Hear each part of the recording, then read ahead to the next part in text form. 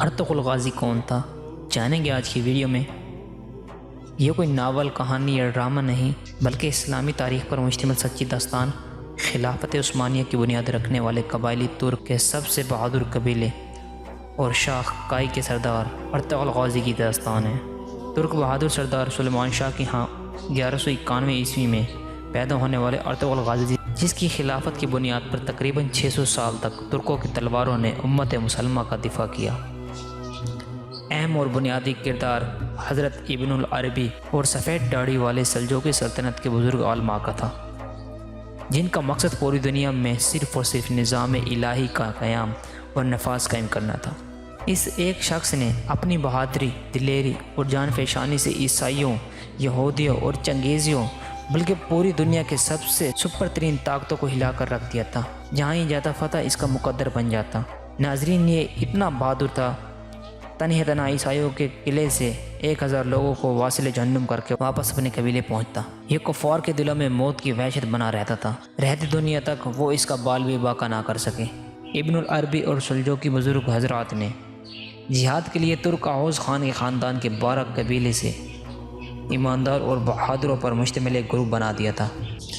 Ertugrul Ghazi یوں تو جوانی میں ہی منگولوں کے خلاف لڑ رہا تھا، جبکہ اصل شروعات سلجوقی سلطان علاؤالدین کی بھتیجی حلیمہ سلطان کو صلیبیوں کے چنگل سے آزاد کر کے باقاعدہ میدان جنگ میں اتر چکا تھا، جس کے بعد ان کے والد سردار سلیمان شاہ نے انہیں حلب کے ایوبی سلطنت امیر عبدالعزیز کے ہاں ایلچی بنا کر بھیجا، جو صلیبیوں کے ہاتھوں یرغمال بن چکا تھا۔ امیر عبدالعزیز سے ارطغرل نے صلیبیوں کو روکنے کے بدلے میں قبیلے کو آباد کرنے کے لیے زمین کا مطالبہ کیا۔ ارطغرل غازی زمین لینے اور حلب میں صلیبیوں کی گیم بگاڑنے میں کامیاب ہو چکا تھا۔ اس کے بعد اس کے اپنے والد سلمان شاہ کی سربراہی میں عیسائیوں کا قلعہ شاہ پر حملہ کیا، جس میں شیطان استاد اسپریتو کو ختم کر دیا۔ بھاگنے میں کامیاب ہونے والے صلیبی کمانڈر تیتوش پر بھی حملہ کیا اور اس کو بھی واصل جہنم کر دیا۔ سلطان علاؤالدین کی بھتیجی، جس کو صلیبیوں سے آزاد کر کے لایا تھا، ارطغرل نے اس سے شادی کر لی۔ شاہ سلیمان کی وفات کے بعد سفید داڑھی والوں کی خواہش کے مطابق منگولوں کے یرغال زدہ علاقے کی طرف ہجرت کی اور اپنے بھائی گندوس سنگور تاتین کے ساتھ مل کر سلجوقی سلطنت کے غدار امیر سعد الدین کے تمام سازشوں کے باوجود ارطغرل غازی منگولوں کے اہم لیڈر نویان کو شکست دی۔ اوغتائی خان چنگیز خان کا رائٹ ہینڈ تھا۔ نوحان منگول بادشاہ اوغتائی خان کا بیٹا تھا اور اس اوغتائی خان کا بیٹا ہلاکو خان تھا، جس نے بغداد کو روندا تھا۔ اس کے بعد ارطغرل غازی نے ایک بار پھر سفید داڑھی والوں کی رضا پر مغربی بازنطینی سرحدوں پر ہجرت کی، مگر ان کے بھائیوں نے اس ہجرت سے انکار کر دیا۔ اس صورت میں انتہائی محدود وسائل اور بہت ہی کم مگر بھروسہ مند ساتھیوں اور لوگوں کو ساتھ لے کر ہجرت کی، جس میں ان کے سب سے اہم 3 جنگجو ترغوت بانسی دودان شامل تھا، جو بچپن میں جنگل سے ارطغرل کو ملے تھے۔ ان کی پرورش ارطغرل کے ساتھ اس کے والدین نے کی تھی۔ ان کے علاوہ سردار حکیم ارتک اور سپاہی میں سے عبد الرحمن، دمر المالک، کینگوت قابل ذکر ہیں۔ ہجرت کرنے والوں میں والدہ حائمہ، چھوٹا بھائی دندان اور ان کی بیوی حلیمہ سلطان اور ان کا شیرخوار بیٹا شامل تھا، اور حلیمہ کا بھائی شہیر بھی شامل تھا، جس کو راستے میں امیر سعد الدین قوبیک نے شہید کر دیا تھا۔ مغربی سرحدوں پر کئی سال تنگ دستی کا سامنا کیا، مگر پہلی فتح انہوں نے صلیبی قبضہ میں موجود حالی بازار کی صورت میں حاصل کی۔ وہاں اسلامی منصفانہ نظام قائم کیا، جس سے مسلم اور غیر مسلم دونوں خوش تھے۔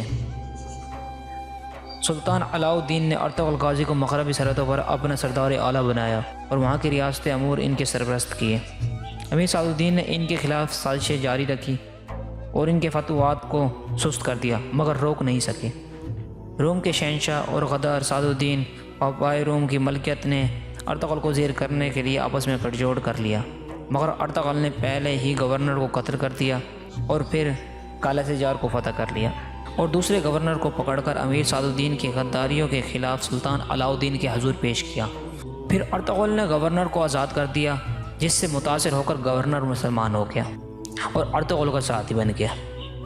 امیر سعد الدین نے سلطان علاؤالدین کو زہر دے کر قتل کر دیا اور ان کی وصیت کے خلاف ان کے چھوٹے بیٹے خلیج ارسلان کو سلطان کی دوسری بیوی کے ساتھ مل کر قتل کیا اور شہزادے خیسرو کو برائے انعام سلطان بنا کر تمام ریاستی امور ہاتھ میں لے لیا اور ارطغرل پر سلطان علاؤ الدین کے قتل کا الزام لگا کر سلطان کے بیٹے کو قائل کر لیا۔ مگر ابن العربی نے سلطان کے بیٹے کے سامنے ارطغرل کی بے گناہی کی ضمانت دی اور رہا کروا دیا، مگر ارطغرل سے سردار اعلیٰ کا مقام واپس لے لیا گیا تھا۔ سلطان کا بیٹا موجودہ سلطان امیر سعد الدین اور اپنی ماں کی سازشیں کو جان چکا تھا اور ان کو یہ بھی پتہ لگ چکا تھا کہ مجھے قتل کرنے کے بعد سعد الدین خود سلطان بننا چاہتا ہے۔ اس صورت میں سلطان نے ماں کے ساتھ ارطغرل کے قبیلے میں پناہ لی اور سعد الدین کو قتل کرنے کا فرمان جاری کیا اور یہ کام ارطغرل کو سونپا۔ ارطغرل نے بہت ہی مشکلات کے باوجود اپنے ساتھیوں اور بھائیوں کے ساتھ مل کر سعد الدین کو واصل جہنم کیا۔ یہ پہلا غدار نہیں تھا، اس سے پہلے بہت سے غدار کو واصل جہنم کر چکا تھا۔ اس سے ارطغرل کو دوبارہ سردار اعلیٰ کا مقام مل گیا۔ حلیمہ سلطان سے 3 بیٹے ہوئے تھے۔ سلجوقی سلطنت منگولوں کے نرغے میں تھی۔ اس صورتحال میں سلطان نے ارطغرل کو ایلچی بنا کر بھیجا۔ چنگیز خان کے بیٹے اور جانشین اقتئی خان کا بھتیجا اقتئی خان ان کی بہادری سے متاثر ہو کر ان کو پہلے اپنا کمانڈر اور بعد میں سلجوقی سلطان بنانے کی پیشکش کی اور 2 سال کا امن معاہدہ بھی قائم کیا۔ اس کے بعد مرحوم سلطان علاؤ الدین کے فرمان کے مطابق سرحدوں پر موجود خوبصورت علاقے سعود جاننے کا ارادہ کیا۔ منگولوں نے بھی سعود کا رخ کر لیا تھا۔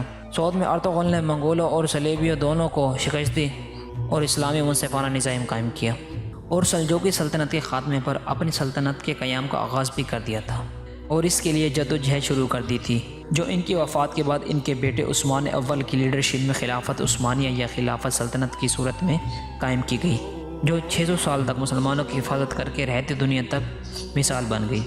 خلافت یا سلطنت عثمانیہ کے پہلے سلطان ارطغرل کے بیٹے عثمان بنے، جن کے نام پر سلطنت عثمانیہ کو یاد کیا جاتا ہے۔ عثمان بھی اپنے والد کی طرح بہادر تھے، جنہوں نے بے شمار فتوحات حاصل کی۔ یہ خلافت 3 بر اعظم تک پھیلی۔